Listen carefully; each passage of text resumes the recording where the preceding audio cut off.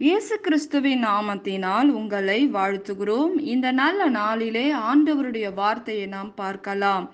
1 யோவான் 4ஆம் அதிகாரம் 4ஆம் வசனம். உலகத்தில் இருக்கிறவனிலும் உங்களில் இருக்கிறவர் பெரியவர். ஆம் பிரியமானவர்களே, இந்த காலை வேளையிலே ஆண்டவர் உங்களோட பேசுகிற வார்த்தையை நாம் பார்க்கலாம். எவ்வளவு பெரிய நெருக்கடியில் மத்தியில் நீங்கள் நின்றாலும், எல்லா பெரிய பிரச்சனைகளை காட்டிலும், பெரிய தேவையை காட்டிலும், உங்கள் பிரச்சனையை காட்டிலும், உங்களுடைய வேலையை காட்டிலும், நீங்கள் வைத்திருக்கிற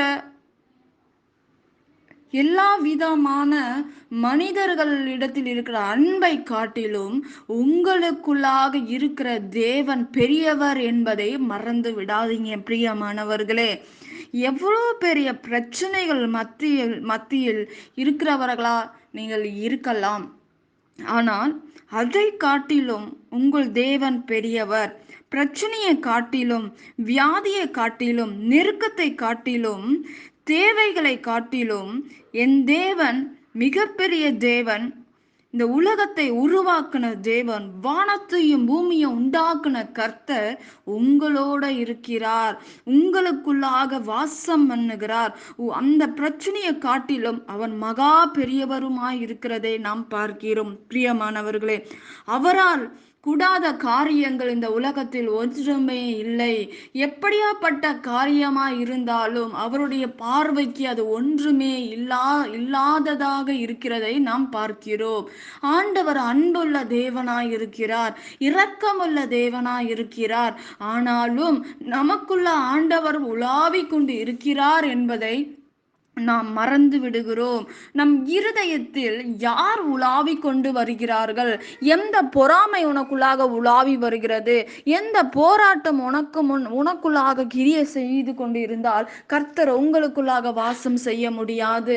பிசாசானவன் உங்களுக்குள்ளாக வாசம் பண்ணும்போது கர்த்தர் உங்களுக்குள்ளாக இருக்க முடியாது பிரியமானவர்களே. எப்படியாப்பட்ட காரியமா இருந்தாலும் உன் இருதயம் சுத்தமுள்ள இருதயமாக இருக்கும்போது ஆண்டவர் உங்களுக்குள்ளாக வாசம் பண்ண முடியும்.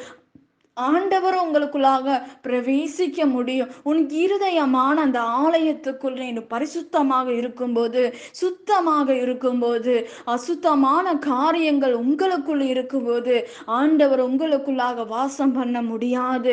ஆனால் வேதம் சொல்லுகிறது, உன் பிரச்சனையை காட்டிலும், உன்னுடைய எல்லா விதமான போராட்டங்களை காட்டிலும் உங்களுக்குள்ளாக இருக்கிற தேவன் பெரியவர் என்று ஆண்டவர் சொல்லுகிறார். உங்களுக்குள்ளாக இருக்கிற ஆண்டவர் பரிசுத்த ஆவியானவர் எல்லாவற்றையும் பார்த்து கொள்ளுவார் என்று நாம் வேதத்தில் பார்க்கிறோம். ஆண்டவர் இந்த நாளிலே உங்களுக்குள்ளாக கர்த்தர் இருக்கும்போது, ஆண்டவர் இருக்கும்போது எப்படியாப்பட்ட சூழ்நிலையும் கர்த்தர் மாற்றுகிற தேவனாய் இருக்கிறார். ஆனால் உங்களுக்குள்ளாக உண்மையும் உத்தமமும் இருக்கும்போது பொறாமை, எரிச்சல், பல காரியங்கள் நமக்குள்ளாக இருந்தால் ஆண்டவர் நமக்குள்ளாக வாசம் செய்ய முடியாது. அவர் பரிசுத்தமான தேவன், அவர் மகா பரிசுத்தமுள்ள தேவனாய் இருக்கிறார். பிரியமானவர்களே, நாம் ஒவ்வொரு நாளும் தேவ சமூகத்தில் நம்முடைய எல்லா காரியமும் ஆண்டவருடைய சமூகத்தில் ஒப்பு கொடுக்க வேண்டும். ஆண்டவரே, எனக்குள்ளாக இருக்கிற எல்லா விதமான குணங்கள் மாறணும். நீங்க எனக்குள்ளாக வாசம் பண்ணணும், என் வீட்டுக்குள்ளாக வாசம் பண்ணணும், என் இருதயமான ஆலயத்தில் நீர் உலாவி வர வேண்டும் என்றால் எனக்குள்ளாக இருக்கிற எல்லா விதமான காரியங்கள் என்னை விட்டு போக வேண்டும் ராஜா என்று நீங்கள் ஜெபிக்க வேண்டும். பிரியமானவர்களே, தேவ சமூகத்தில் நீங்கள் ஜெபிக்கும் போது, ஒவ்வொரு நாளும் ஆண்டவரோடு நீங்க இணையும் போது கர்த்தர் உங்கள் வாழ்க்கை, உங்கள் சூழ்நிலைகளை மாற்றுவார். உன் இருக்கிற சரீரத்தில் இருக்கிற எல்லா விதமான காரியங்களை ஆண்டவர் மாற்றுவார் என்பதை ஒரு நாளும் மறந்து விடாதீங்க. எல்லா சூழ்நிலை கர்த்தர் என்னை கைவிட்டார் என்று சொல்லாதீங்க. எந்த சூழ்நிலையில கூட கர்த்தர் ஒரு நாளும் நம்மை கைவிடுகிற தேவன் அல்ல.